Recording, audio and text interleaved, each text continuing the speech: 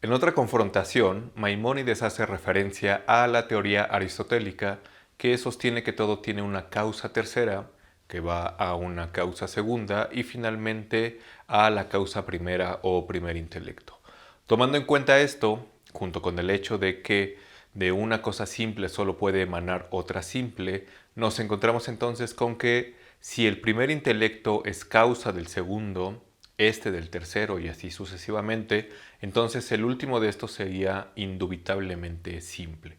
Sin embargo, esto no sucede, pues conforme esa emanación se aleja cada vez más de la causa primera, se vuelve más compleja y dispersa. Maimónides se pregunta cómo es posible que esto suceda. De la misma manera se plantea algunas otras interrogantes que le causan la misma perplejidad. Si la materia de todas las esferas es una, ¿por qué razón la forma de tal esfera no se transmite necesariamente a la de otra, como ocurre con los entes sublunares?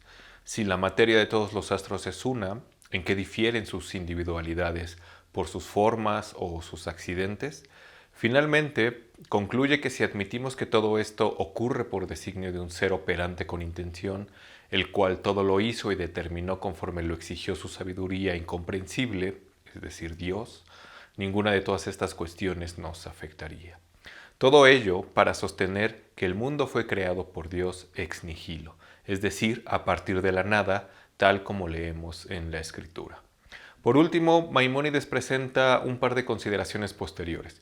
La primera de ellas tiene que ver con el hecho de que aun cuando acepte que el universo fue creado ex nihilo en un momento determinado, eso no implica necesariamente que deba desaparecer en algún otro momento.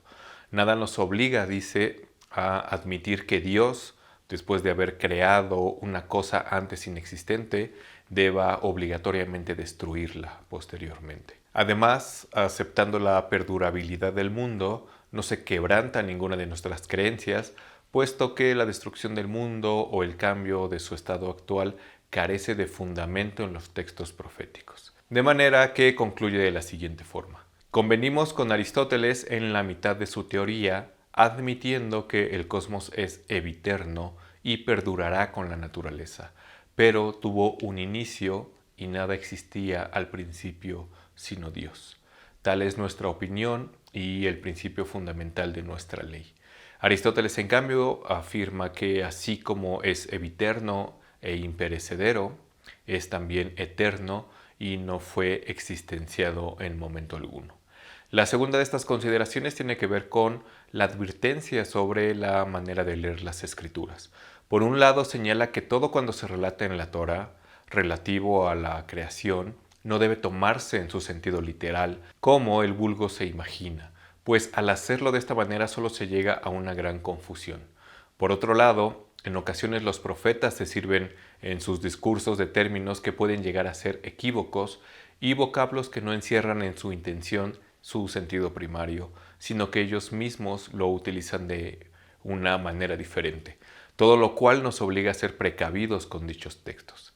Sobre esta y varias otras consideraciones profundizará Maimónides en los capítulos siguientes, los cuales van más allá de nuestro objetivo en estos videos.